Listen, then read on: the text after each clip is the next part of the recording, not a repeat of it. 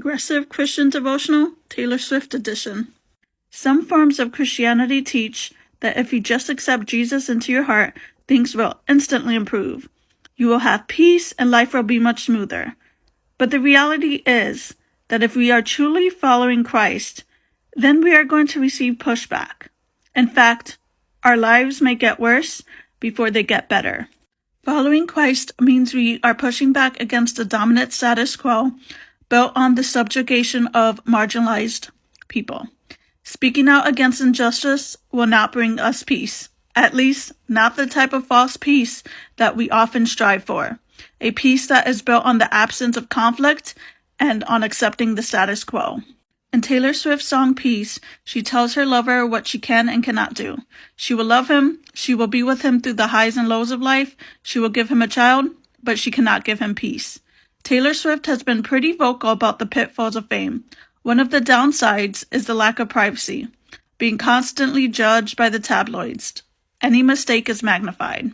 Those of us who are not celebrities may not be able to exactly relate to those who are rich and famous, but we do understand how tumultuous personal relationships can be.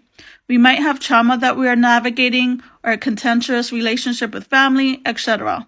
And yet, the love we give is worthwhile and precious. We understand that with our relationships with other people, that it's not always possible to have a conflict-free or peaceful life.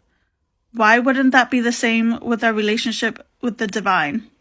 Our desire for peace or a life absent of conflict can cause us to turn to a shallow faith, a faith that requires us to give up nothing and that gives us a false sense of calm and security and peace.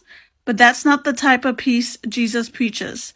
Yes, Jesus preaches a God of love and a God who loves us in abundance, but accepting and living out that love comes with a cost. The peace God desires we have is not a peace where we remain unbothered by the suffering of others, but rather God calls us to be in solidarity with those who are suffering and do what we can to alleviate their pain, especially if their pain is the result of unjust systems. Prayer. God, help us to let go of our cheap notions of peace. Remind us that a peace based on the subjugation and exploitation of the least of these is not true peace. The peace you desire for us is a peace built on justice. For the full devotional, check out the link in my bio or below.